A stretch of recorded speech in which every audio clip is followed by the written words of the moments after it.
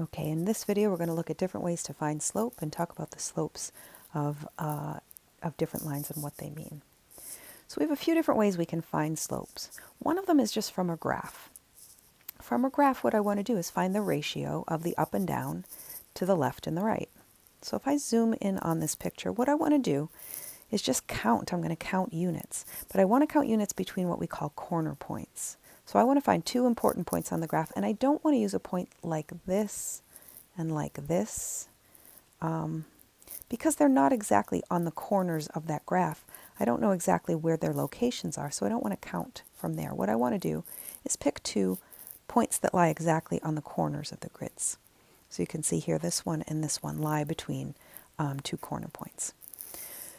So what I'm going to do is I'm going to count the ups and downs, and if I count, kind of think of this as almost like a triangle.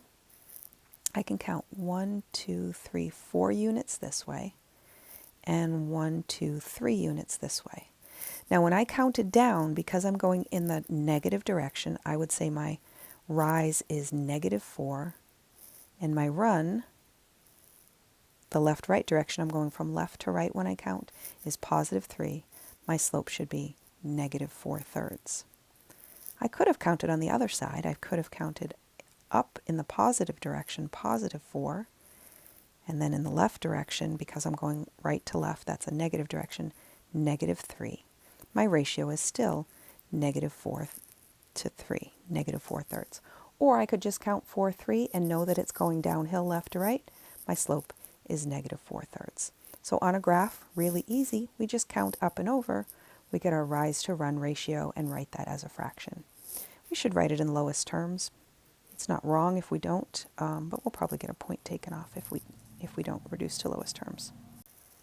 Another way to find a slope is if this equation is written in slope-intercept form, we can just read the slope right off of the equation. The slope is the number that comes in front of the x. It's the coefficient of the x of the x in the equation. So in that first equation, our slope is 2/5. That's it. That's all we have to do. Just read it off of the equation. In the second equation, our slope is -9. And again, as a ratio of rise to run, we could write -9. You could write -9 to 1.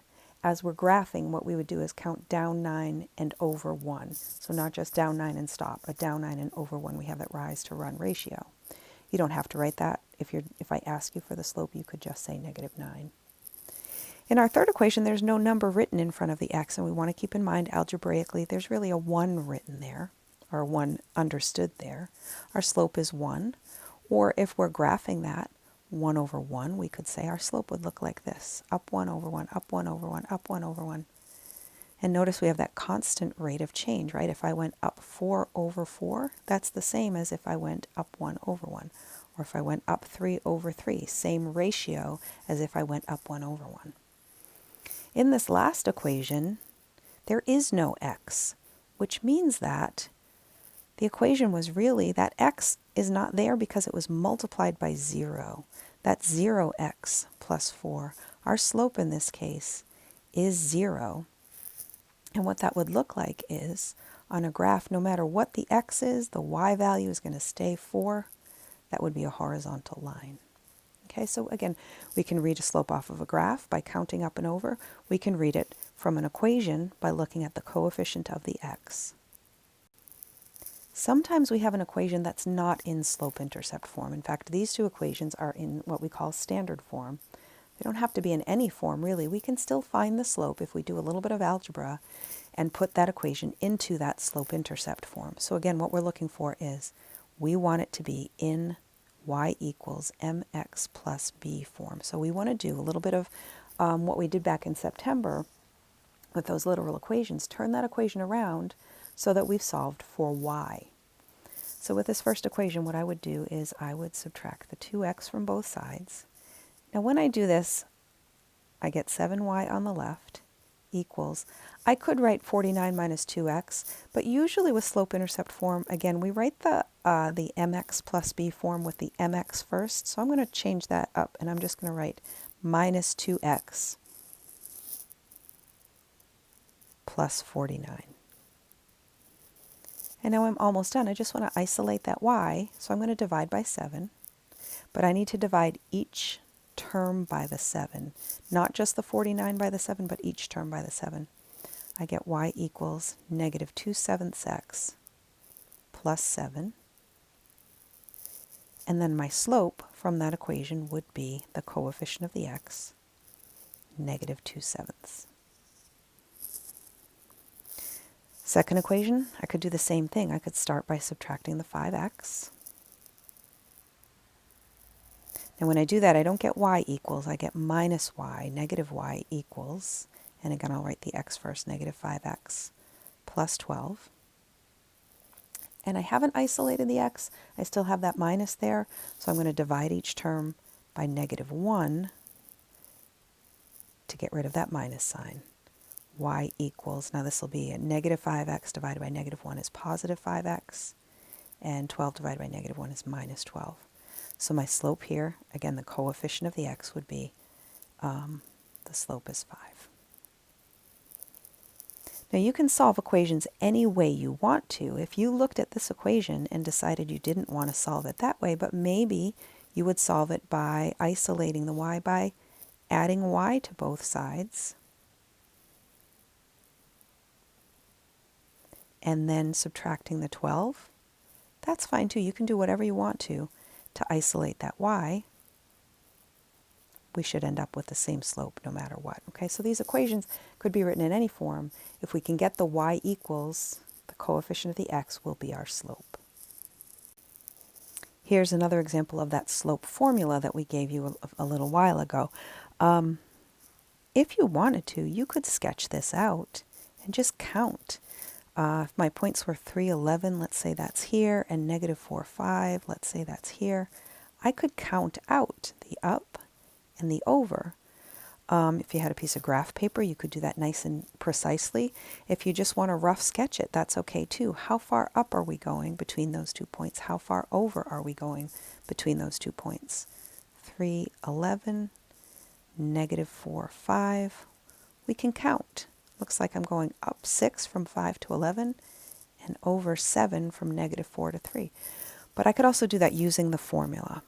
So my formula told me to take the difference in the y's, so 5 minus 11 divided by the difference in the x's. That's, I need to go same direction, so I'll use the negative 4 first, minus 3.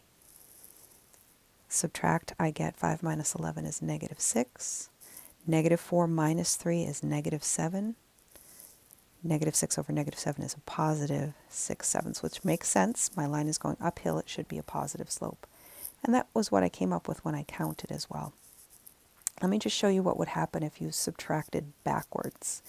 If you said 11 minus 5 in the numerator divided by 3 minus negative 4 in the denominator, now you'd get a positive 6 over a positive 7. So we'd get the same answer no matter which one you called x1, y1, and which one you called x1, x2, y2. So try that one more time. Here we have everything's negative. So I want to be careful with my signs. So between negative 4, negative 1, and negative 6, negative 5. Looks like I have another positive slope.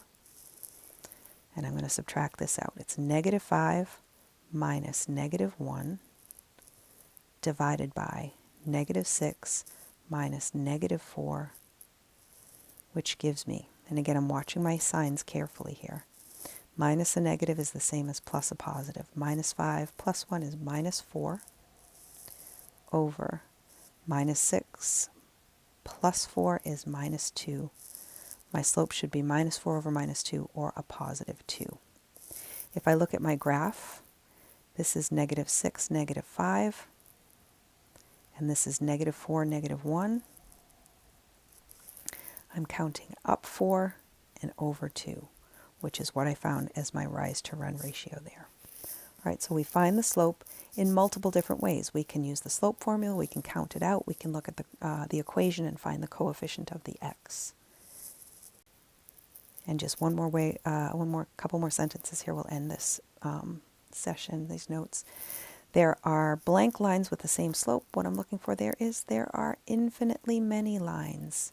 Infinitely many lines that have the same slope, right? I could draw infinitely many lines with the same slope. The difference between them is how far up and down on the axis they are. So their location up or down on the plane, or left-right, is what makes them different from each other.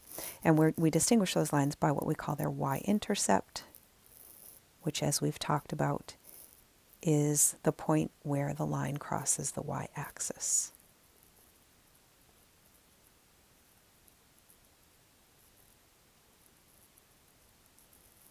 And again, we use the letter B for some reason for that point. All right, so that's a lot of lines on slope, a lot of notes on slope, really important concept. Next page, we're going to look at graphing lines from their equation and writing the equation from a graph.